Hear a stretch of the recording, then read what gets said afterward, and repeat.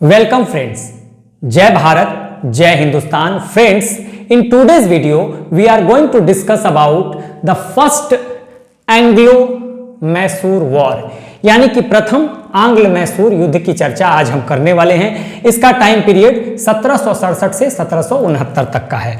ठीक है, जैसा कि आप जानते हैं कि हमने पिछले वीडियो में बक्सर की लड़ाई पे चर्चा की थी, बैटल ऑफ बक्सर पे चर्चा की थी, और यहाँ पे मैंने आपको बता दिया था कि बक्सर, जो आज तो बिहार में है बक्सर, लेकिन उस समय बिहार भी बंगाल का ही हिस्सा था।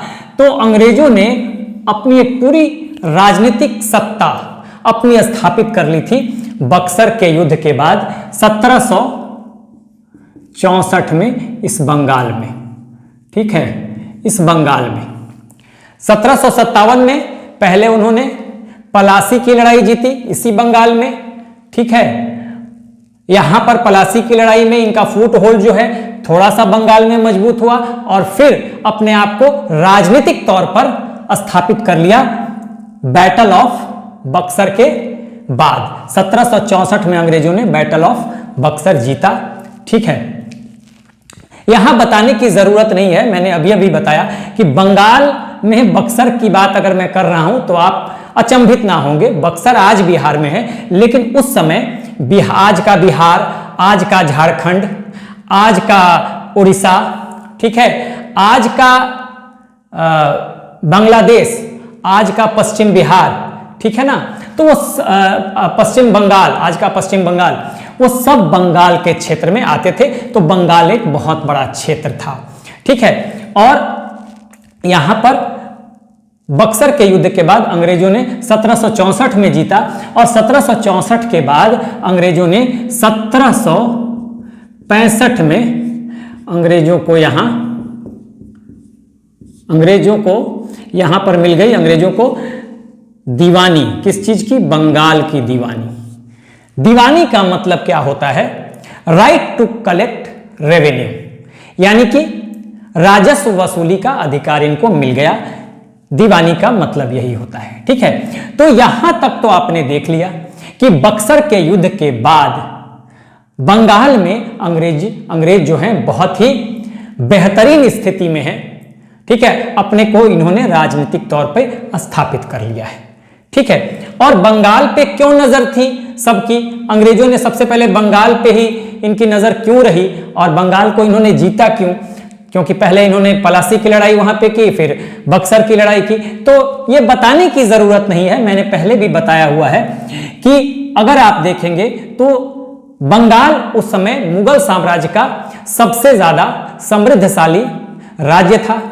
ठीक है, इधर से देखेंगे तो गंगा नदी आती थी, इधर चाइना की तरफ से ब्रह्मपुत्र नदी आएगी, बीच में इन नदियों की कई ट्रिब्यूटरीज हैं, यानी सहायक नदियां हैं। तो इस तरह से इस पूरे क्षेत्र पर आप देखेंगे कि नदियों का जाल है, और इस लिहाज से ये बहुत ज्यादा फर्टाइल और उपजाऊ है। तो ये आर्थिक दृष्टि से भी इसका बहुत ज्यादा महत्व है, और साथ ही ये पोर्ट एरिया तो है ही, बंदरगाही क्षेत्र है, तो समुद्र के रास्ते व्यापार करना भी यहां से आसान है। तो ये आर्थिक दृष्टि से, इकोनॉमी की दृष्टि से ये बहुत ज्यादा समृद्धशाली था, और यही रीजन था कि बंगाल पर सभी प्रमुख यूरोपीय कंपनियों की नजर थी। लेकिन अंत में जो भी प्रमुख यूरोपीय कंपनियां भारत आई, चाहे वो पुर्तगाल हो, डच हो, फ्रांसीसी हो और अंग्रेज हो, तो नजर तो सबकी थी यहां पर। ठीक है, तो लेकिन अंग्रेज अंत में कामयाब होते हैं बंगाल पर अपना पॉलिटिकल सुपरमैसी स्थापित करने में। और ये भी मैं बताऊं कि चूंकि आर्थिक रूप से इसका सबसे ज्यादा महत्व इसलिए भी था क्योंकि यहां से बंगाल एक ऐसा राज्य था जो कि मुगल सत्ता को, मुगल साम्राज्य को सबसे ज्यादा रेवेन्यू यानी कि राजस्व देता था। ठीक है, अब देखिए यहां पर मैंने बताया कि बक्सर की लड़ाई के बाद अंग्रेजों को बंगाल की दीवानी मिल जाती है, यानी कि राजस्व वसूली का अगर अधिकार यहां पर मिल गया, दीवानी का मतलब राइट टू कलेक्ट रेवेन्यू, तो इसका मतलब ये बहुत ज्यादा यहां पर इनकी स्थिति जो है स्ट्रांग हो चुकी है, सुदृढ़ हो चुकी है। ठीक है, तो यहां तक तो हमने देख लिया 1764 में बक्सर की लड़ाई। बक्सर यहां लिख लीजिए, बक्सर, और फिर इनको दीवानी मिल जाती है। तो अभी हम यहां तक रहने देते हैं। देखिए ये जो है बक्सर की लड़ाई हो गई और बंगाल में यहां पर अंग्रेज जो है स्थापित हैं।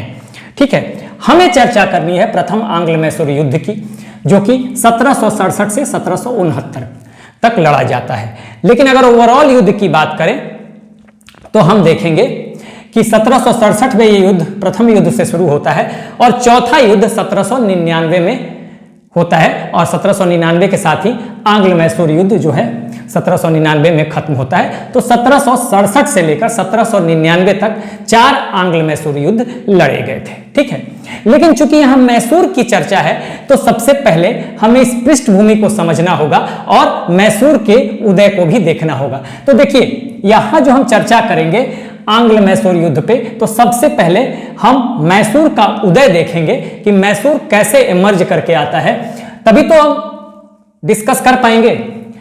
कारण देखेंगे कि इस युद्ध का कारण क्या था, फिर घटनाक्रम को देखेंगे और अंत में देखिए 1769 में मद्रास की संधि के साथ ट्रीटी ऑफ मद्रास होगा और वहां पे इस युद्ध का अंत हो जाएगा। ठीक है, तो अभी यहां पर हम रहने देते हैं कि बंगाल में हमने अंग्रेजों को स्थापित कर दिया है, लेकिन उसी समय दक्षिण भारत की क्या स्थिति है हम इस पॉइंट पे चर्चा कर रहे हैं।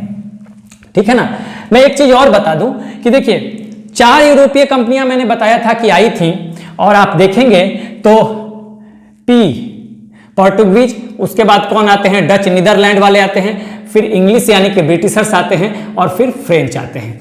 यानी कि यही 4 प्रमुख कंपनियां भारत आई थी। और आपको मैंने पहले भी बताया हुआ है कि डचों ने पुर्तगालियों की शक्ति को भारत में छीन कर दिया और फिर इंग्लिश यानी ब्रिटिशर्स ने अंग्रेजों की डचों की शक्ति को भारत में छीन किया। यही देखिए 1759 में बेदरा की लड़ाई होती है और बेदरा की लड़ाई के बाद ये बिल्कुल पावरलेस हो जाएंगे डच भारत में। ठीक है, उसके बाद अब कौन बच जाएगा भारत की धरती पर, तो अंग्रेज बच जाएंगे और फ्रांसीसी बच जाएंगे। तो इन्हीं के बीच, इन्हीं दोनों के बीच होगा 3 कर्नाटक युद्ध। 3 कर्नाटक युद्ध होंगे। ठीक है, और इन्हीं कर्नाटक युद्ध में आप देखेंगे कि 3 कर्नाटक युद्धों में जब तीसरा युद्ध चल रहा है उसी समय 1760 में वांडीवास का युद्ध होगा। यह कर्नाटक युद्ध का ही पार्ट है। ठीक है, और फ्रांसीसियों को उसमें मात मिलेगी और फ्रांसीसी एक तरह से भारत में व्यापार तो करेंगे लेकिन इनकी राजनीतिक सत्ता यहां पे खत्म हो जाएगी। ठीक है, तो इसके बाद अंग्रेजों के मुकाबले सभी यूरोपीय शक्तियां जो हैं भारत में खत्म हो जाएंगी एक तरह से। हालांकि व्यापार कर रहे हैं, फ्रांसीसी व्यापार कर रहे हैं, लेकिन राजनीतिक शक्ति इनकी नहीं रह गई है।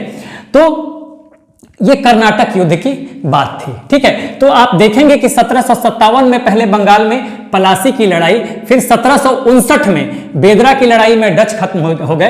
पलासी की लड़ाई में इन्होंने बंगाल में अपना पहले फुटहोल्ड बनाया। ठीक है, उसके बाद 3 कर्नाटक युद्धों में से तीसरा युद्ध जब हो रहा है तो उसमें वांडीवास के युद्ध में फ्रेंच खत्म हो जाते हैं, फ्रांसीसी खत्म हो जाते हैं और फिर 1764 में जो बक्सर की लड़ाई होगी यहां पर अपने आप को अंग्रेज स्थापित कर लेते हैं राजनीतिक शक्ति के रूप में। तो अब भारत में तो यूरोपीय शक्ति के रूप में सिर्फ अंग्रेज ही रह गए, इसलिए अब इनका मुकाबला भारतीय शक्तियों से होगा। भारतीय शक्तियों में कौन कौन से हैं आगे आप देखेंगे। सबसे पहले बंगाल पे इन्होंने देखा, बंगाल के नवाबों को इन्होंने नियंत्रण में किया और बंगाल को अपने नियंत्रण में कर लिया। अब आगे देखेंगे ये आंग्ल मैसूर युद्ध है, फिर मराठा आएंगे, तो इन सबसे इनका भिड़ंत होगा। यानी भारतीय शक्तियों से अब इनका भिड़ंत होगा। यूरोपीय शक्तियों से ये भिड़ चुके हैं और यूरोपीय शक्तियों को ये कमजोर कर चुके हैं अंग्रेज जो है भारत में, पुर्तगालियों को भी, डचों को भी और फ्रांसीसियों को भी। अब ये अकेले एकमात्र यूरोपीय शक्ति हैं भारत में और इसलिए अब इनका भारतीय शक्तियों से मुकाबला होने वाला है। तो इसी क्रम में आप देख रहे हैं प्रथम आंग्ल मैसूर युद्ध को। तो सबसे पहले अब देखिए, अब इनका मुकाबला जो है मैसूर से होगा, लेकिन मैसूर का उदय कैसे हुआ इसको हम समझने की पहले कोशिश कर लेते हैं। ये पहला पॉइंट। अब देखिए मैंने 2 फिगर बनाया हुआ है सुविधा के लिए दक्षिण भारत का। तो देखिए आप देखेंगे कि इसको समझने के लिए, मैसूर के उदय को समझने के लिए आपको थोड़ा मध्यकाल में चलना पड़ेगा। और मध्यकाल में चलना पड़ेगा कहां पर? दिल्ली सल्तनत में। और दिल्ली सल्तनत में कहां पे चलना पड़ेगा? आपको चलना पड़ेगा दिल्ली सल्तनत के तीसरे डायनेस्टी में, यानी कि तुगलक डायनेस्टी में। दिल्ली सल्तनत का पहला डायनेस्टी था स्लेव यानी गुलाम डायनेस्टी, दूसरा था खिलजी डायनेस्टी और तीसरा था तुगलक डायनेस्टी। तुगलक डायनेस्टी का दूसरा शासक था मोहम्मद बिन तुगलक। ठीक है, तो मोहम्मद बिन तुगलक, हमने यहाँ पे बंगाल में अंग्रेजों की स्थिति, अंग्रेजों को यहाँ पे स्थापित कर दिया है। अब हम दक्षिण भारत की स्थिति को देख रहे हैं। ठीक है, कि इस समय तक दक्षिण भारत की स्थिति क्या रहती है, लेकिन हमें पीछे से चलना पड़ेगा मध्यकाल से, तभी आप समझ पाएंगे। तो मोहम्मद बिन तुगलक के समय दक्षिण भारत में दो शक्तियां उभरती हैं। आप देखिएगा, एक शक्ति यहां पर है, अगर देखें तो एक शक्ति यहां पर है दक्षिण भारत में, यहां पे बहमनी किंगडम है। ठीक है, ये जो है एक तरह से देखेंगे तो यहां पे ये बहमनी किंगडम है, बहमनी किंगडम। और एक शक्ति उभरेगी, कौन सी, तो दूसरी होगी यहां से विजयनगर अंपायर। ये देखेंगे ना यहां से, ये विजयनगर अंपायर, ये पूरा विजयनगर अंपायर है। ठीक है, बहमनी और विजयनगर अंपायर। पहले दक्षिण भारत में मोहम्मद बिन तुगलक के समय क्या होता है कि पहली शक्ति के रूप में अपने आप को इमर्ज करता है विजयनगर अंपायर। ठीक है, यहां पे दक्षिण भारत में दो शक्तियां, दो क्षेत्रीय शक्तियां जो हैं वो अपने आप को स्वतंत्र करती हैं। किसके समय, मोहम्मद बिन तुगलक के समय। तो ये है, आपको देख लीजिए, ये जो है ये है विजयनगर अंपायर, विजयनगर साम्राज्य या विजयनगर अंपायर। ठीक है, और ये कौन सा है, ये है बहमनी, बहमनी किंगडम या बहमनी साम्राज्य। ठीक है, ये मुस्लिम साम्राज्य है जबकि ये हिंदू साम्राज्य है। आउट एंड आउट, ये आउट एंड आउट मुस्लिम साम्राज्य, ये आउट एंड आउट मतलब कंप्लीटली विजयनगर साम्राज्य जो है एक हिंदू साम्राज्य है, हिंदू अंपायर है। अब देखिए होगा क्या कि बहमनी साम्राज्य में, इसको थोड़ा मैं नीचे लिख देता हूं ताकि हमारे पास स्पेस मिल जाए। ठीक है, ये है विजयनगर, विजयनगर साम्राज्य। ठीक है, विजयनगर साम्राज्य। अब आप देखिए कि बहमनी साम्राज्य जो है, बहमनी साम्राज्य के, बहमनी साम्राज्य भी टूटेगा कालांतर में। 1336 में मोहम्मद बिन तुगलक का जो शासन काल था वो 1325 से 1351 तक था, और 1336 में विजयनगर साम्राज्य अपने आप को स्वतंत्र कर लेता है। ठीक है, और 1347 में विजयनगर साम्राज्य की स्थापना की थी हरिहर और बुक्का ने। ठीक है, जबकि अलाउद्दीन हसन बहमन शाह ने बहमनी साम्राज्य की स्थापना की थी 1347 में। वो हम डिटेल वहां पे पढ़ेंगे जब इन साम्राज्यों को पढ़ेंगे।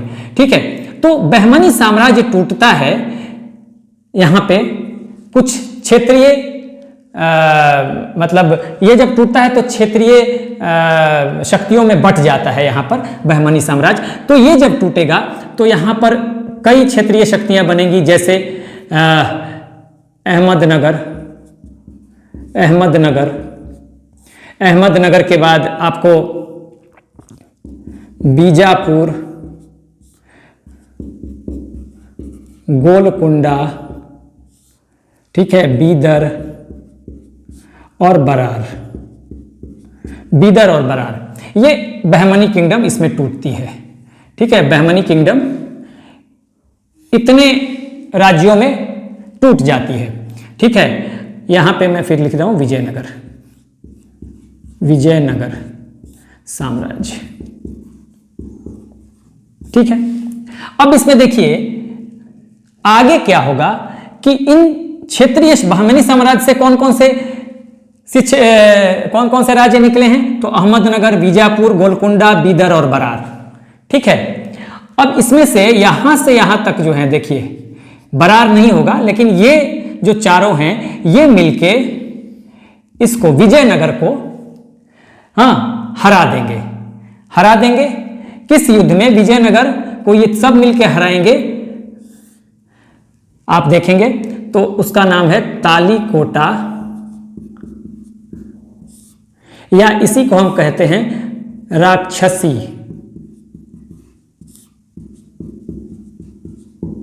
तांगड़ी। हाँ, तालीकोटा का युद्ध या इसी को आप कहेंगे राक्षसी तांगड़ी का युद्ध। और ये युद्ध होता है कब? ये युद्ध होगा आपको 1565 में, ठीक है।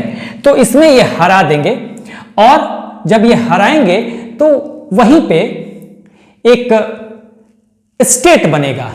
हाँ, यहां से विजयनगर साम्राज्य से ही टूटकर एक स्टेट बनेगा, और वो स्टेट हो जाएगा यहां पर देखिए, ये है मैसूर। यही मैसूर बन जाएगा जिसकी हम चर्चा कर रहे हैं, यही मैसूर बन जाएगा। यहां पे बनेगा मैसूर, ठीक है। तो अगर सवाल आता है कि मैसूर का उदय कैसे होता है, तो मैसूर विजयनगर साम्राज्य से ही टूटकर निकला हुआ एक राज्य था। और आप समझिए, आज जो कर्नाटका का क्षेत्र है, आज का जो कर्नाटका का क्षेत्र है, वही उस समय मैसूर का क्षेत्र था। अब आपको मैं बताऊं, आपको यह समझना होगा कि हमने इन 3 कर्नाटक युद्धों की बात की थी। तो ये 3 कर्नाटक युद्ध देखिए, आज के कर्नाटक और उस समय के कर्नाटक में बहुत ही डिफरेंस था। देखिए यहां पर उस समय का कर्नाटक जो था, ये वाला क्षेत्र था, ये वाला क्षेत्र, ये कर्नाटक था। ध्यान रखिएगा, ये है मालाबार तट और ये है कोरोमंडल तट। इधर वाला तट मालाबार तट, इधर वाला तट कोरोमंडल तट। तो कोरोमंडल तट और उसके अंदरूनी भागों को यूरोपियंस ने नाम दिया था कर्नाटक, ठीक है। तो मद्रास, तमिलनाडु उस समय कर्नाटक के क्षेत्र में थे। वो आज का कर्नाटक नहीं है। आज का कर्नाटक ये वाला क्षेत्र यहां पे होगा, जो आज का मैसूर का क्षेत्र है, उस समय का मैसूर का क्षेत्र था, ठीक है ना। तो मैसूर राज्य जो है वो आज का कर्नाटक एक तरह से है। कुछ थोड़ा बहुत एरिया इधर उधर कर सकते हैं, हाँ एग्जैक्टली तो नहीं है, लेकिन लगभग जो आज का कर्नाटक है उस समय का मैसूर स्टेट था। तो कंफ्यूज मत कीजिएगा, ये कर्नाटक वार इस क्षेत्र में लड़े गए थे। उस समय का कर्नाटक यही था। और यहां पे है, उस समय मद्रास जो है कर्नाटक क्षेत्र में आता था, समझ लीजिए। ये मैसूर जो है, यही जो उभर के आया विजयनगर साम्राज्य के टूटने के बाद, यही मैसूर राज्य आज के कर्नाटक का क्षेत्र लिए हुए था लगभग, ठीक है। तो ये जो मैसूर का क्षेत्र था उस समय, वो आज के कर्नाटक का क्षेत्र लिए हुआ था। आज का कर्नाटक कोरोमंडल तट की तरफ है, मालाबार तट की तरफ है। ध्यान दीजिएगा, आज का कर्नाटक ये मालाबार तट की तरफ है, ये मालाबार तट है। जबकि उस समय के कर्नाटक का क्षेत्र ये था, ये कोरोमंडल तट, और उसके अंदरूनी भागों को यूरोपियंस ने कहा था कर्नाटक, ठीक है। तो आज का कर्नाटक इधर, उस समय का कर्नाटक का क्षेत्र ये, ठीक है। अब आप समझ लीजिए, तो हमने यहां तक देख लिया कि विजयनगर साम्राज्य जब टूटता है तो इससे एक राज्य निकल के आता है, और वो राज्य है यहां पर मैसूर। ये राज्य यहां पर कौन सा है? ये राज्य है मैसूर, ठीक है। ये राज्य यहां पे मैसूर है, ये मैसूर, मैसूर। और यहां पर एक वंश स्थापित होता है जिसको कहा गया वाडियार वंश, वाडियार वंश, वाडियार डायनेस्टी। और इसका प्रथम शासक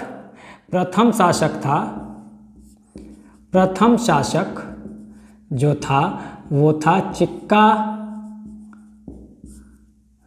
कृष्ण राज।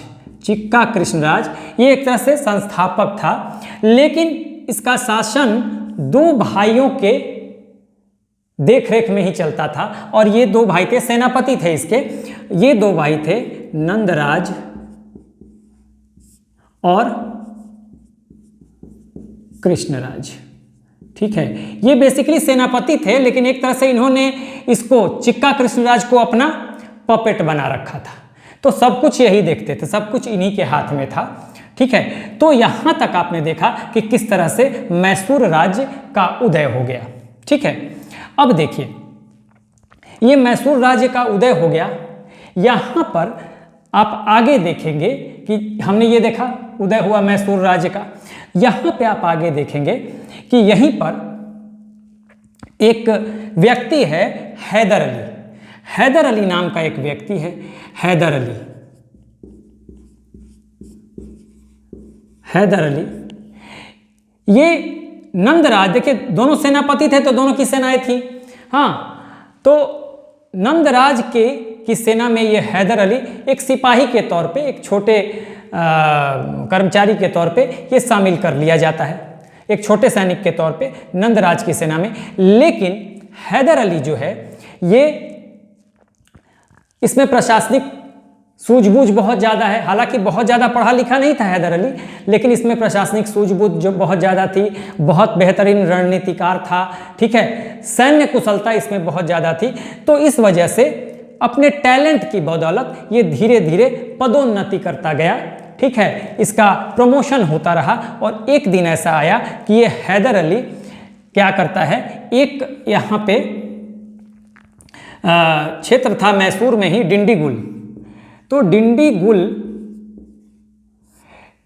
में किला है, तो डिंडीगुल का इसको प्रशासक बना दिया जाता है।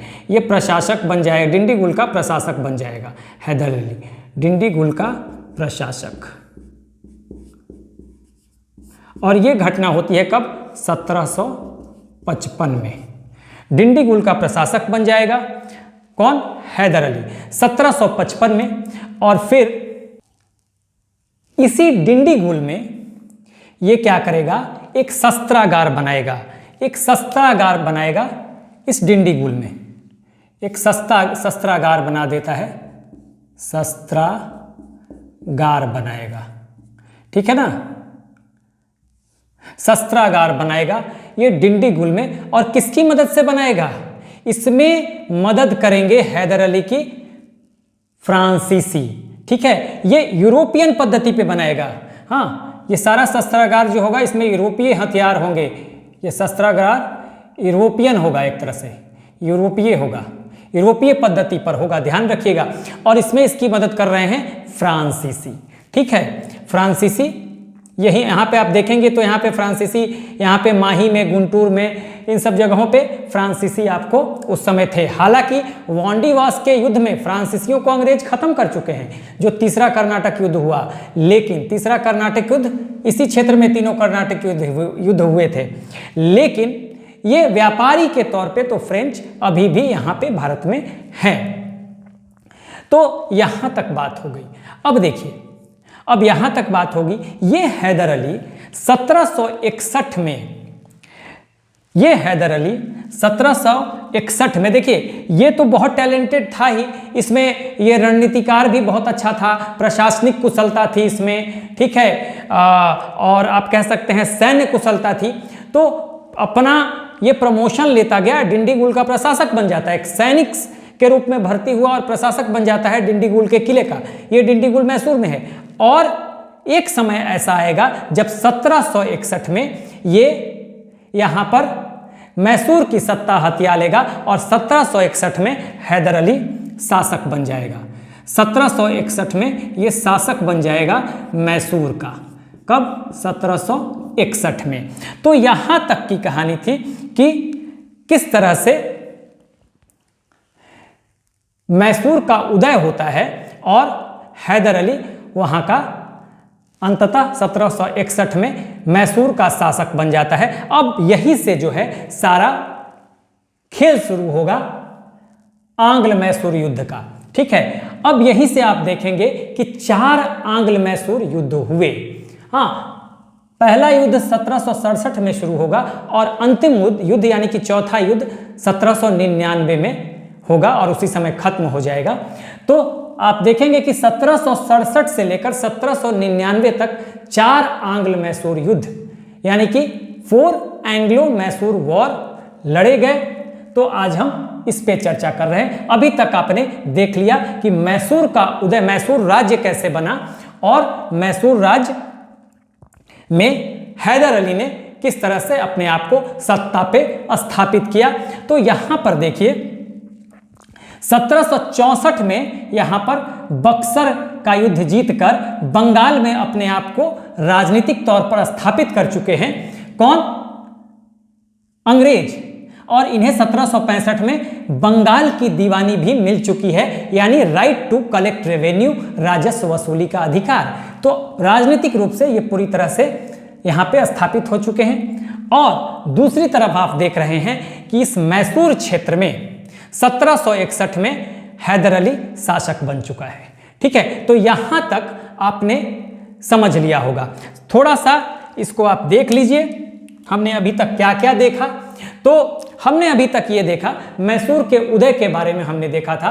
हमने अभी तक ये देखा कि 1764 में बक्सर की लड़ाई होती है, हाँ, और बक्सर के युद्ध में अंग्रेजों की विजय होती है, बंगाल पर उनकी राजनीतिक सत्ता स्थापित हो जाती है और 1765 में अंग्रेजों को इस बंगाल की दीवानी मिल जाती है, यानी राइट टू कलेक्ट रेवेन्यू, हाँ, राजस्व वसूली का अधिकार इनको मिल गया और राजनीतिक तौर पर ये पूरी तरह बंगाल में अपना वर्चस्व जो है वो साबित कर चुके हैं। तो उसके बाद हमने देखा कि बक्सर के युद्ध में अंग्रेजों ने यहाँ स्थापित कर लिया। उसके बाद हम दक्षिण भारत की तरफ चले थे कि कैसे इस समय के आसपास, चूंकि हम आंग्ल मैसूर युद्ध देख रहे हैं कि दक्षिण भारत की स्थिति क्या है, मैसूर दक्षिण भारत में था, तो हमने ये देखा कि मैसूर का उदय कैसे हुआ, हाउ डिड मैसूर इमर्ज।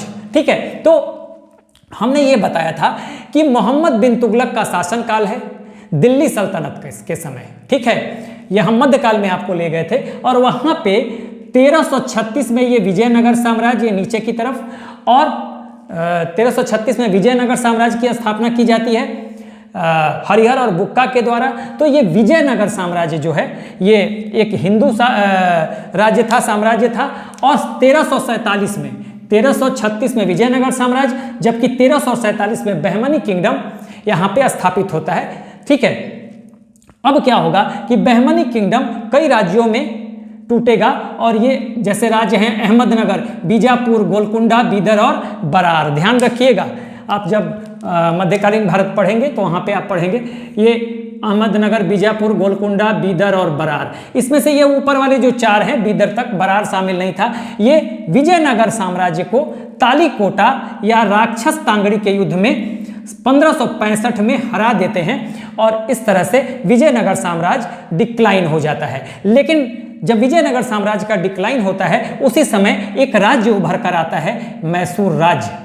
ठीक है, ये मैसूर राज्य, और यहाँ पे वाडियार वंश स्थापित हो जाता है। वाडियार वंश, वाडियार वंश के प्रथम शासक कौन थे? तो चिक्का कृष्णराज। ये चिक्का कृष्णराज, ध्यान रखिएगा, चिक्का कृष्णराज। इनका शासन चलाया जाता है इनके दो सेनापतियों द्वारा, नंदराज और कृष्णराज। देखिए, नंदराज और कृष्णराज के द्वारा चलाया जाता है। और होता क्या है कि नंदराज की सेना में एक सैनिक के रूप में हैदर अली शामिल होता है। बहुत ज़्यादा टैलेंटेड है, तो अपने टैलेंट के बल पर यह पदोन्नति करता है, प्रमोशन लेते जाता है। और एक दिन में इस मैसूर क्षेत्र में एक किला है डिंडीगुल, वहाँ का प्रशासक ये नियुक्त कर दिया जाता है 1755 में, और फिर 1755 में ये डिंडीगुल का प्रशासक नियुक्त होता है। और उसके बाद इस डिंडीगुल में ये एक शस्त्रागार बनाता है यूरोपीय पद्धतियों पे, यूरोपीय पद्धति पे। ठीक है, इसमें यूरोपियन स्टाइल के, यूरोपियन टेक्नोलॉजी, इस जो भी शस्त्रागार में अस्त्र शस्त्र बनाए गए हैं वो यूरोपियन टेक्नोलॉजी के अकॉर्डिंगली बनाए गए हैं। और इसमें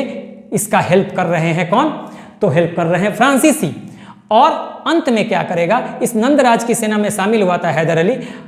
आगे क्या करेगा कि 1761 में ये वाडियार वंश की सत्ता हथिया लेगा और यहाँ पर मैसूर में अपने आप को शासक के रूप में स्थापित कर देगा। कब? 1761 में। ठीक है, तो अब यहां से जो सवाल बनेगा आपका कि विजयनगर जो मैसूर राज्य था, हाँ, वो मैसूर राज्य कैसे बना? तो आपका जवाब होगा विजयनगर साम्राज्य के डिक्लाइन के बाद। विजयनगर साम्राज्य का ही ये पार्ट हुआ करता था, लेकिन जब ये विजयनगर साम्राज्य का डिक्लाइन हुआ तो वहीं से मैसूर राज्य बना। हाँ, और सबसे पहला शासक वहां का कौन था? तो चिक्का कृष्णराज किस वंश का था? वाडियार वंश का था। ठीक है, कौन दो लोग उसकी सत्ता चलाते थे? तो दो सेनापति, नंदराज, कृष्णराज। और इनसे सत्ता किसने हथियाई? तो हैदर अली ने। ठीक है, और हैदर अली मैसूर की सत्ता पर स्थापित हो जाता है। तो ये 1761 तक की घटना है। आप देखिए, 1764 में यहां पर अंग्रेज स्थापित हो गए और 1761 में मैसूर के उदय के साथ के बाद यहां पर हैदर अली ने शासक के तौर पे अपने आप को स्थापित कर लिया। ठीक है, तो अब आप एक बार स्क्रीनशॉट लीजिए, फिर हम अब आगे के घटनाक्रम, कारणों पे कि युद्ध के कारण क्या थे, और बहुत सारी चीजों को अभी हम समझने वाले हैं। अभी यहां पर और भी चीजों को हम देखेंगे, तो आप एक बार लीजिए स्क्रीनशॉट। तो अभी तक हमने क्या देखा कि 1761 में मैसूर में यहां पर हैदर अली आ चुका है, हैदर अली, ठीक है, इसकी सत्ता है। और 1764 में अंग्रेज यहां पर बंगाल में बैठे हुए हैं, ठीक है, अंग्रेज यहां पर बंगाल में बैठे हुए हैं, और अंग्रेज बंगाल में भी हैं, और अंग्रेज इधर जो उस समय का कर्नाटक है यहां पर भी अंग्रेज बैठे हुए हैं। ये जो कर्नाटक है यहां भी अंग्रेज हैं, जहां पे, कहां पे हैं यहाँ पे, तो यहां पे हैं, ये कर्नाटक के क्षेत्र में, यहां पे मद्रास में बैठे हुए हैं, यहां पर भी अंग्रेज हैं, ठीक है, यहां पर भी अंग्रेज हैं, ठीक है, मद्रास में अंग्रेज बैठे हुए हैं। देखिए आप कुछ चीजों को समझ लीजिए यहां पे मैप में, तो यहां पे मैसूर में हैदर अली है, यहां पे अंग्रेज बैठे हुए हैं बंगाल में, अंग्रेज मद्रास में भी बैठे हुए हैं। उसके अलावा ये देखिए, ये मराठों का क्षेत्र है, यहां पे हैं मराठे, मराठा यहां पे है, यहां पे मराठे हैं, ठीक है। और यहां पे देखेंगे तो ये त्रावणकोर का क्षेत्र है, त्रावणकोर, त्रावणकोर।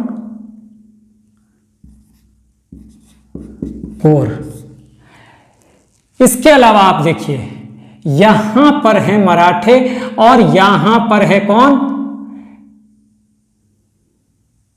देखिए ये जो है ये हैदराबाद है, यहां पे है निजाम, ये हैदराबाद, यहां पे है निजाम, निजाम यानी कि हैदराबाद का क्षेत्र है, ये हैदराबाद में निजाम बैठे हुए हैं, ध्यान दीजिएगा। अब आपको एक चीज ध्यान देना होगा, ठीक है ना, ये पूरा मराठा ले लीजिए आप, ऐसे मराठे हैं यहां पर। अब देखिए क्या स्थिति है, यहां पर मैसूर है, यहां पर मराठे हैं, और यहां पर निजाम है। हैदराबाद, हैदराबाद में जैसे बंगाल में नवाब होता था, हैदराबाद में निजाम होता था। तो ये 1764 में जब अंग्रेज बक्सर की लड़ाई जीतते हैं और इन्हें बंगाल की दीवानी मिलती है, उस समय की स्थिति यहां पर इस तरह की है। अब देखिए क्या है, ये जो तीनों हैं, मैसूर, मराठा और निजाम, ठीक है, ये तीनों जो हैं ये आपस में ही लड़ते रहते हैं। अब प्रश्न ये उठता है कि ये आपस में ही क्यों लड़ रहे हैं। देखिए सभी एक्सपेंशन चाहते हैं, सभी अपनी टेरिटरीज को बढ़ाना चाहते हैं, ठीक है, तो इनके लिए भौगोलिक परिस्थितियां ऐसी बन रही हैं कि ये बाध्य हों आपस में ही लड़ने के लिए। वो भौगोलिक परिस्थितियां क्या हैं, हाँ, ज्योग्राफिकल कंडीशन क्या है, देखिए। और आप जानते हैं कि ये जो क्षेत्र है ये विंध्य का क्षेत्र है, जहां पे घने जंगल हैं, ठीक है ना, नदियां हैं, पहाड़ हैं, तो विंध्य के क्षेत्र का रास्ता बहुत ज्यादा दुर्गम है, ठीक है। उस समय ट्रांसपोर्टेशन का ऐसा साधन नहीं कि ये आसानी से नॉर्थ इंडिया में, विंध्य के इस तरफ क्या है, नॉर्थ इंडिया है, कि ये नॉर्थ इंडिया में आ जाए। अगर ये किसी तरह आ भी जाए तो इतने संसाधन नहीं कि ये जो भी टेरिटरी यहां पे ऑक्युपाई कर रहे हैं उसको संभाल के रख सकें। तो इसलिए इनकी मजबूरी बन जाती है कि ये विंध्य क्षेत्र के ही दक्षिण में, हाँ, अपना विस्तार करें। और ये तीनों जो हैं इस वजह से आपस में लड़ रहे हैं। तो एक तरह से भौगोलिक परिस्थितियां इन्हें मजबूर कर रही हैं कि आप आपस में ही लड़ें और अपने टेरिटरीज का विस्तार करें। तो यहां पर कभी मैसूर मराठों का कुछ क्षेत्र जीत लेता है, कभी मराठे मैसूर का, कभी निजाम मैसूर का, तो इस तरह से ही आपस में ही ये लड़ते रहते हैं। और ये कौन देख रहा है, यहां पर जो अंग्रेज बंगाल में बैठे हुए हैं ये सब देख रहे हैं, ठीक है। और आप समझिए कि जब पड़ोसियों का ही आपस में टकराव हो तो उसका फायदा कोई और उठाएगा ही। अंग्रेज यहां पर बैठे हुए हैं और देख रहे हैं कि इन तीनों में मतभेद है, ठीक है, इन तीनों में मतभेद है। तो अब अंग्रेज बंगाल तो जीत ही चुके हैं, बंगाल पे अधिकार कर चुके हैं, बंगाल की दीवानी प्राप्त कर चुके हैं। अब इन्हें अपना भी साम्राज्य विस्तार करना है और उनकी नजर कहां पे है? मैसूर के क्षेत्र में। ये जो मालाबार तट है, मसालों के लिए, स्पाइसेस के लिए बहुत ज्यादा ये प्रसिद्ध है, ठीक है। तो ये मालाबार तट पे को अपने कब्जे में लेने की फिराक में है और इसलिए उनके लिए जरूरी हो गया है कि बंगाल के बाद वो मैसूर पर अपना अधिकार करें, ताकि ये जो मालाबार तट है, हाँ, उन पर, इस पर उनका अधिकार हो सके, ठीक है। तो अगर हम इस कारण पे जाएं तो कारणों में पहला कारण, अगर कारण हम देखें तो पहला कारण क्या हो जाएगा? देखिए, मालाबार तट पर अंग्रेजों की नजर। एक कारण ये हो गया, जो कारण हम देख रहे हैं, हमने मैसूर का उदय देख लिया, पहला पॉइंट, ठीक है। एक तो ये हो गया। दूसरा, देखिए, मैंने अभी अभी बताया कि हैदर अली जो था उसने डिंडीगुल में, मैसूर के ही क्षेत्र में डिंडीगुल था, वहां पर 1755 में जब उसको प्रशासक बनाया जाता है डिंडीगुल का, डिंडीगुल में किला था, तो वहां पे वो शस्त्रागार बनाता है और वहां जो हथियार वो बनाए जाते हैं, रखे जाते हैं, वो सभी डेवलप किए गए हैं यूरोपियन टेक्नोलॉजी से, और उसमें उसकी मदद कर रहे हैं फ्रांसीसी, ठीक है। तो उसमें उसकी मदद कर रहे हैं फ्रांसीसी। तो सबसे बड़ी बात है कि फ्रांसीसियों और किसमें, अंग्रेजों में नजदीकी है, तो ये भी एक कारण था कि फ्रेंडशिप है और ये अंग्रेजों को बर्दाश्त नहीं है। क्यों? क्योंकि अंग्रेज भी यूरोपियंस हैं, फ्रांसीसी भी यूरोपियंस हैं। हालांकि फ्रांसीसियों को की राजनीतिक सत्ता यहां पे खत्म हो चुकी है, वो सिर्फ यहां पर व्यापार कर रहे हैं, लेकिन वो अंग्रेजों की कमियों से, उनके निगेटिव पॉइंट से, उनकी यूरोपियन युद्ध पद्धति से वो तो परिचित हैं, तो वो सारा इंफॉर्मेशन तो हैदर अली को देंगे और हैदर अली की उनकी फ्रेंडशिप है। तो इस वजह से भी अंग्रेज चाहते हैं इस क्षेत्र पर कब्जा करना, क्योंकि यहां पे फ्रांसीसी हैं। माही में, यहां पे माही एक क्षेत्र है, माही, यहां पे फ्रांसीसी हैं और वो हैदर अली को पूरी तरह से मदद कर रहे हैं जिस तरह से हो सकता है। तो फ्रेंडशिप,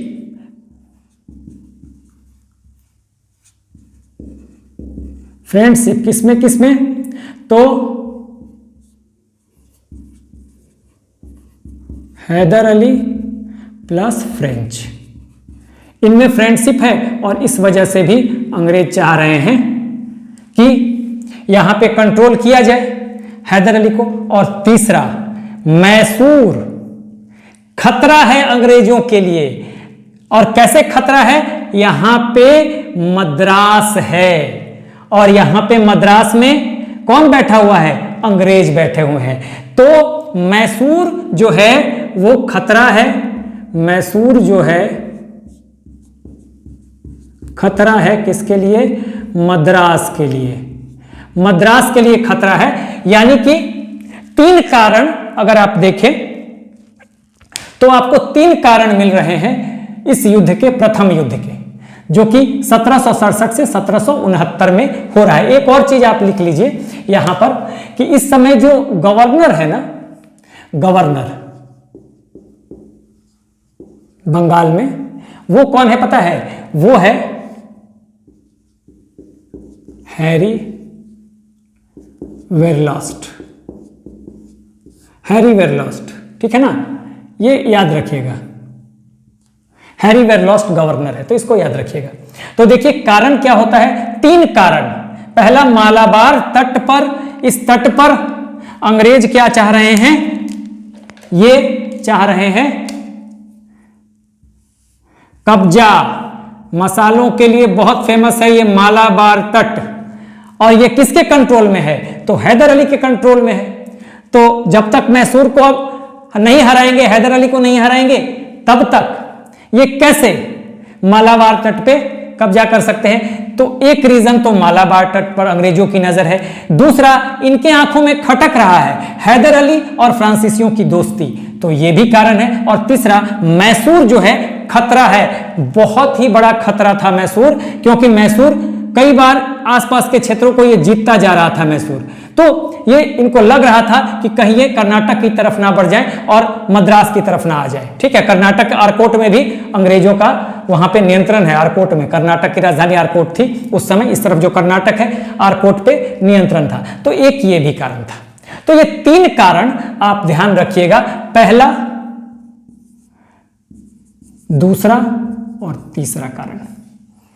तो अगर पूछा जाए कि प्रथम आंग्ल मैसूर युद्ध के कारण क्या थे, तो पहला कारण अंग्रेज जो हैं अपना विस्तार चाहते थे, हाँ, दक्षिण में, और चूंकि बंगाल बहुत समृद्धशाली था भारत में, तो बंगाल तो जीत चुके थे, उसके बाद दक्षिण भारत में इनको बहुत ज्यादा समृद्धशाली क्षेत्र दिखाई दे रहा था, ये मालाबार तट, क्योंकि ये मसालों के लिए बहुत प्रसिद्ध था, और ये चूंकि हैदर अली के नियंत्रण में था, तो मालाबार जीतने के लिए, मालाबार पर नियंत्रण के लिए हैदर अली को हराना जरूरी था, यानी कि मैसूर को अपने कब्जे में लेना जरूरी था, तो ये बात थी। और उसके अलावा फ्रेंडशिप इनकी हैदर अली और फ्रांसीसियों और हैदर अली की आपस में काफी नजदीकी थी, यानी दोस्ती थी, तो ये भी अंग्रेजों की आंख का कांटा था, क्योंकि फ्रांसीसी जो थे वो भी यूरोपियन थे, अंग्रेज भी यूरोपियन थे, तो फ्रांसीसी हालांकि अब उनकी राजनीतिक सत्ता यहां पर नहीं है, अंग्रेजों ने उनको खत्म कर दिया है, यहां पे सिर्फ वो व्यापार कर रहे हैं हैदर अली के क्षेत्र में, ठीक है, लेकिन वो अंग्रेजों की कमियों को जानते हैं, उनके युद्ध पद्धति को जानते हैं, और इसमें वो हैदर अली को हेल्प कर रहे हैं, इसलिए दोस्ती खटक रही है। और तीसरा, मैसूर खतरा बनेगा, इनको आभास है कि खतरा बन सकता है, हैदर अली जिस कद का योद्धा था और जिस कद का शासक था, जितना टैलेंटेड था, तो इनको लगता था कि ये प्रॉब्लम क्रिएट कर सकता है, तो ये कारण थे। अब घटनाक्रम क्या हुआ, देखिए घटनाक्रम क्या होता है कि अब अंग्रेज क्या करेंगे कि इनको मैसूर को जीतना है, कारण हमने देख लिया, तो ये क्या करेंगे, एक त्रिगुट बनाएंगे, हाँ, ये मराठों को और निजाम को लालच देंगे, देखिए आपस में तो लड़ ही रहे हैं, तो अंग्रेज मराठों को और निजाम को लालच देंगे कि भाई आप हमारे साथ आइए, मराठों को कहेंगे कि भाई हम आपको पैसा देंगे, हाँ, निजाम को कहेंगे कि भाई हम भी आपको कुछ क्षेत्र देंगे, आप जो चाहेंगे देंगे, आप हमारे पास आइए और हमारे साथ मिलके हैदर अली के खिलाफ लड़ाई लड़िए। देखिए अंग्रेजों की नीति यहां पर क्या थी, पहले वो मैसूर को खत्म करेंगे 4 आंग्ल मैसूर युद्ध में, और उसके बाद देखिए पहले ही इनके साथ अलायंस करेंगे, दोस्ती गांठेंगे, और फिर बाद में मैसूर को जीतने के बाद इन दोनों का भी वही हसर करेंगे जो मैसूर का इन्होंने किया।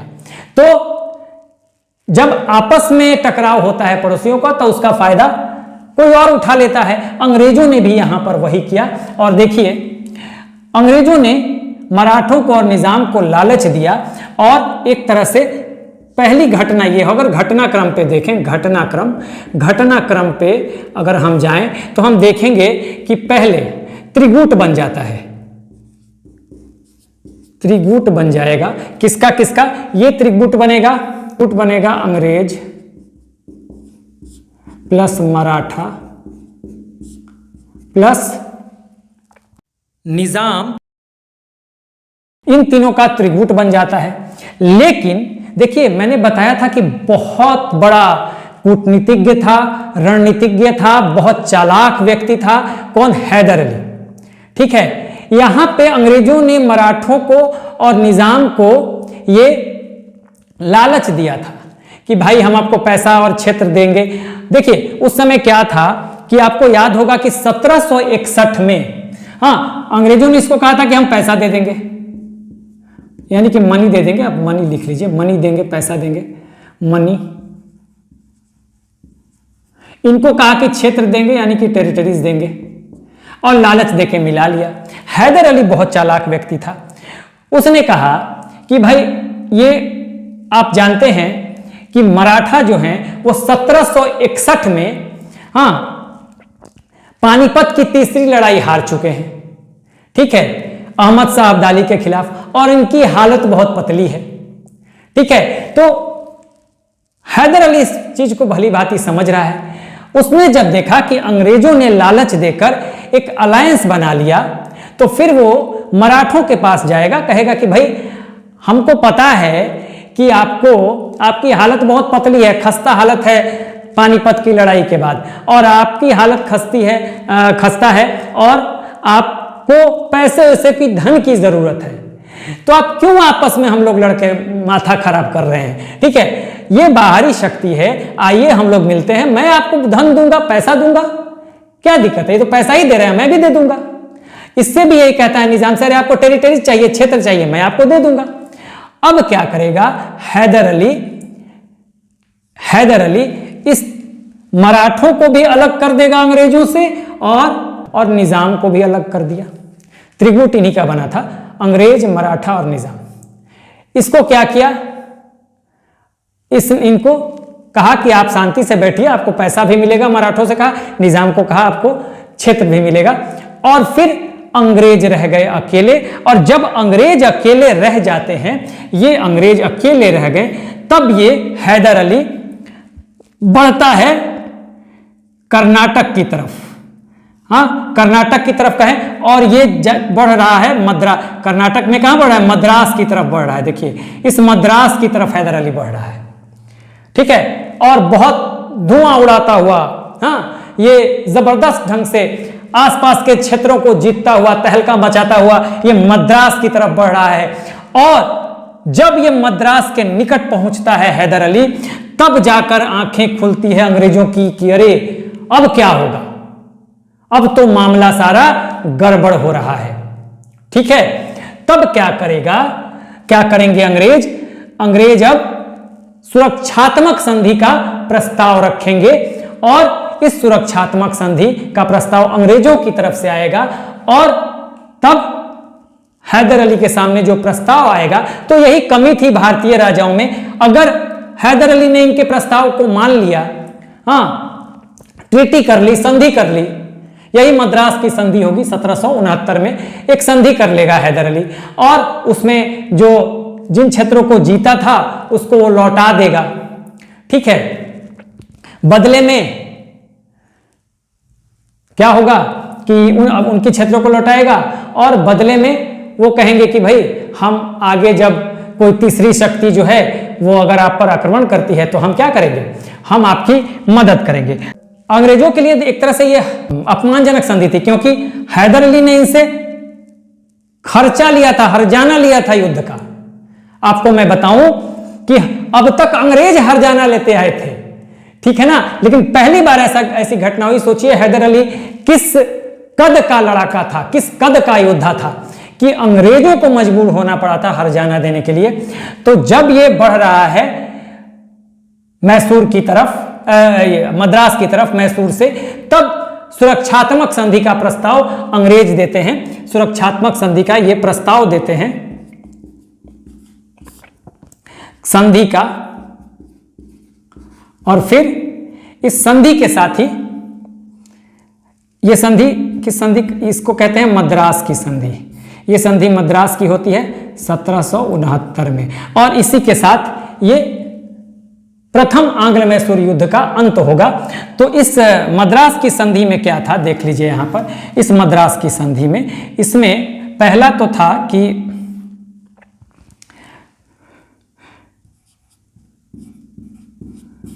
हैदर अली और अंग्रेज,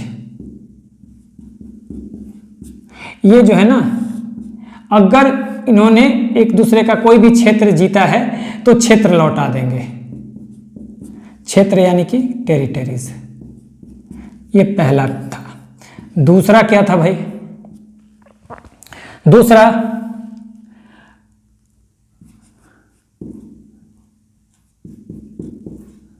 अंग्रेज जो हैं ये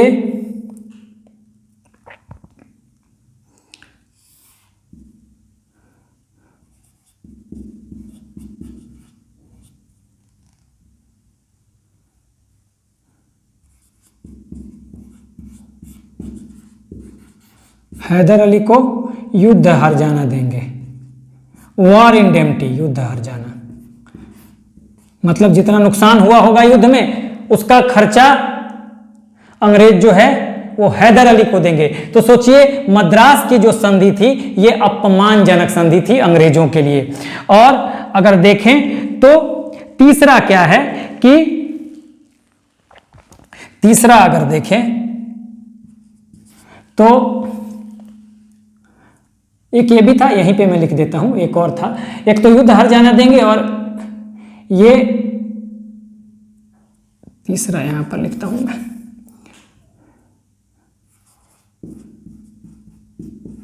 अंग्रेज जो हैं वो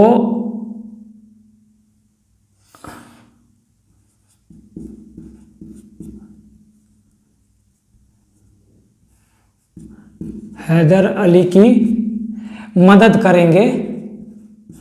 करेंगे कब? हमले के कंडीशन में, यानी कि कोई तीसरी शक्ति यदि हमला करती है तो अंग्रेज जो हैं वो हैदर अली की मदद करेंगे। तो ये तीन मद्रास की संधि में ये तीन, इसको मैं ऐसे लिख देता हूं ताकि आपको देखिए, ये ऐसे आप लिख लीजिए, इसको मैं पॉइंट वाइज कर देता हूं, ये एक, ये ऐसे एक हो गया, ये दो हो गया और ये तीन हो गया। तो ये तीनों जो हैं ये मद्रास की संधियां हो गई, ठीक है, ये तीनों मद्रास की संधि हो गई। पहले संधि में क्या था कि 1769 में ये संधि हुआ, मद्रास की संधि, 1767 में ये युद्ध शुरू हुआ था। तो हैदर अली और अंग्रेज जो भी क्षेत्र इन्होंने जीता हुआ है ये सहमति बनी कि आप लौटा देंगे। हालांकि इसमें क्षेत्र हैदर अली नहीं लौटाया, क्योंकि इसमें अंग्रेजों की हालत खराब थी। ये मैंने लिखा हुआ है, सहमति यही बनी कि एक दूसरे का क्षेत्र जो भी विजित क्षेत्र होगा वो लौटा दिया जाएगा। तो बेसिकली ये कंडीशन था, ये शर्त थी, लेकिन इसमें हैदर अली नहीं लौटाया था। क्यों लौटाया था? क्योंकि ये बड़े भारतीय शासक बड़ी दयालु होते हैं। अंग्रेज कभी ऐसा नहीं करते और ना किया उन्होंने यहां पर कभी। तो इसका खामियाजा भी आगे भुगतना पड़ेगा मैसूर को, ठीक है। अब दूसरा क्या था कि अंग्रेजों से युद्ध का हर जाना लिया, अंग्रेजों ने युद्ध हर जाना दिया, किसे? हैदर अली को। तो यह अपमानजनक संधि थी एक, ठीक है ना। और तीसरा, अंग्रेजों ने यह वादा किया कि वो अगर बाहरी हमला, यहां पर लिख लीजिए, बाहरी हमला के केस में अगर कोई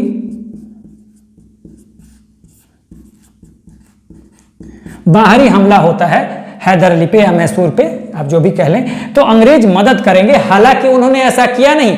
1771 में मराठों ने मैसूर पे हमला कर दिया था, लेकिन तब अंग्रेजों ने मैसूर की कोई मदद नहीं की थी, ठीक है। और ये भी जब यानी कि उन्होंने मद्रास की संधि का उल्लंघन किया था। और इस तरह से आपको लगेगा कि आगे जब हम दूसरा आंग्ल मैसूर युद्ध पढ़ेंगे, ठीक है, तो वहां पे आप देखेंगे कि वो भी एक रीजन बनेगा, एक कारण बनेगा सेकेंड आंग्ल मैसूर वॉर का। तो ये हम अगले वीडियो में देखेंगे।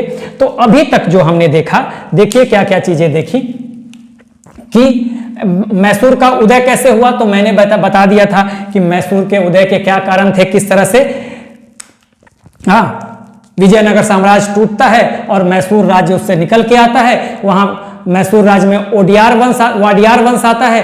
उसके प्रथम शासक हैं चिक्का कृष्णराज। चिक्का कृष्णराज की सत्ता संभाली जा रही है दो सेनापतियों के द्वारा, नंदराज और कृष्णराज। नंदराज की सेना में हैदर अली आता है एक सैनिक के रूप में, और बाद में तरक्की करके वो डिंडीगुल जो एक किला है मैसूर में, उसका प्रशासक बनता है। और फिर 1761 में वो गद्दी ही हथिया लेता है मैसूर का, ठीक है। ये हमने मैसूर का उदय देखा था। और उसके बाद हमने कारणों पे चर्चा की थी। तो क्या कारण थे प्रथम आंग्ल मैसूर युद्ध के? तो मैंने बताया था कि मालाबार तट पर अंग्रेजों की नजर थी। तो एक ये था कि मालाबार तट पर अंग्रेजों की नजर थी। दूसरा कारण, क्योंकि अंग्रेज चाहते थे कि मालाबार तट जो बहुत ही समृद्धशाली है, आर्थिक दृष्टि से बहुत महत्व है उसका, क्योंकि मसालों का खजाना है यहाँ पर, ठीक है। तो इस वजह से अंग्रेजों की नजर है। और बंगाल चूंकि वो जीत चुके हैं, भारत में उनका स्ट्रॉन्ग होल्ड हो चुका है, मतलब अपना स्ट्रॉन्ग होल्ड बना चुके हैं बंगाल जीतने के बाद, तो वो इस क्षेत्र में भी आना चाह रहे हैं। और मैसूर को हराए बगैर मालाबार क्षेत्र पे कंट्रोल करना मुश्किल था, ठीक है। अब उसके बाद दूसरा कारण में, चूंकि मैंने बताया कि फ्रांसीसियों से हैदर अली की नजदीकी है, क्योंकि फ्रांसीसी भी यूरोपीय हैं, अंग्रेज भी यूरोपीय हैं, तो अंग्रेजों की हर कमियों को भी और खूबियों को भी फ्रेंच जानते हैं, और पहले वो पराजित हो चुके हैं कर्नाटक युद्ध में और वांडीवास के युद्ध में, तो वो सब कमियों और खूबियों को जानते हैं, तो वो सारा इंफॉर्मेशन दे रहे हैं, प्लस सेना तैयार करने में भी यूरोपियन पद्धति पे हैदर अली की मदद कर रहे हैं। इसलिए इनकी फ्रेंडशिप भी अंग्रेजों की आंख का कांटा बना हुआ है। और तीसरा, मैसूर इनको लग ही रहा था कि खतरा बन जाएगा यहाँ जो कोरोमंडल तट पे मद्रास है और कर्नाटक के लिए, तो वो हुआ भी। जब मैसूर की तरफ बढ़ा, पहले अंग्रेजों ने इन दोनों को मिला लिया और मिलाने के बाद कोशिश की कि हैदर अली के खिलाफ हमला किया जाए, लेकिन हैदर अली ने अपनी कूटनीति से इन मराठों को और निजाम को अलग कर दिया अंग्रेजों से। फिर अंग्रेज जो हैं अकेले पड़ गए, और जैसे ही हैदर अली अब बढ़ने लगा मद्रास की तरफ, घबरा कर अंग्रेजों ने संधि का प्रस्ताव रख दिया, और यहीं पे 1769 में फिर मद्रास की सुरक्षात्मक संधि की। यह प्रस्ताव जानिए क्या स्थिति थी उस समय हैदर अली की, कितना परेशान कर दिया था अंग्रेजों को कि संधि का प्रस्ताव अंग्रेजों ने रखा था, सुरक्षात्मक संधि का, कि भाई रहम कीजिए, संधि कीजिए आप हमसे। और फिर यही मद्रास की संधि होती है। ये मद्रास की संधि में क्या क्या चीजें थी, पूछा जाए कि मद्रास की संधि में क्या क्या चीजें थी, तो हैदर अली और अंग्रेजों को एक दूसरे के क्षेत्र लौटाने पड़े थे, विजित क्षेत्र। हालांकि जो भी क्षेत्र लौटाया था हैदर अली ने ही लौटाया था। हैदर अली ने युद्ध का हर्जाना लिया था अंग्रेजों से, ठीक है ना, हैदर अली ने। और तीसरा, अंग्रेजों ने बाहरी शक्ति अगर कोई हमला करती है हैदर अली पे, तो अंग्रेजों ने मदद का वादा किया था। हालांकि अंग्रेजों ने ऐसा किया नहीं, आगे हम देखेंगे। तो यहां से बहुत सारे सवाल आपके बन जाएंगे। ये कारणों पे आपको बना के दे सकता है, स्टेटमेंट बना के दे सकता है कि प्रथम आंग्ल मैसूर युद्ध के कौन कौन से कारण थे, आपको लिखने के लिए भी दे सकता है और स्टेटमेंट बना के ऑब्जेक्टिव में भी दे सकता है। तो ये आपको यहां से जानकारी रखनी चाहिए। मद्रास की संधि में क्या क्या चीजें हुई थी, तो ये आप ध्यान रखिएगा, ठीक है। प्रथम आंग्ल मैसूर का टाइम पीरियड ये है 1767 से 1769, और उस समय गवर्नर कौन था बंगाल का, तो हैरी वेरलॉस्ट। हाँ, हैरी वेरलॉस्ट, ध्यान रखिएगा, लिख लीजिएगा। तो इस तरह से हमने देखा कि किस तरह से प्रथम आंग्ल मैसूर युद्ध में हैदर अली ने अंग्रेजों को मद्रास की संधि के लिए मजबूर किया, और यहां तक कि इस संधि के तहत उसने युद्ध का हर्जाना भी लिया, यानी कि कॉम्पेंसेशन लिया था। सारा खर्चा जो इसको नुकसान हुआ था हैदर अली को युद्ध में, तो वो जो है उसकी भरपाई उसने अंग्रेजों से की, अंग्रेजों से लिया सारा धन। तो इस तरह से हमने प्रथम आंग्ल मैसूर युद्ध को खत्म कर लिया। अगले वीडियो में हम अगले आंग्ल मैसूर युद्ध को देखेंगे, सेकेंड आंग्ल मैसूर युद्ध को। तब तक लीजिए आप एक screenshot. So, this is the end of the video. Do like, share and subscribe. Take care. Keep smiling. Jai Hind.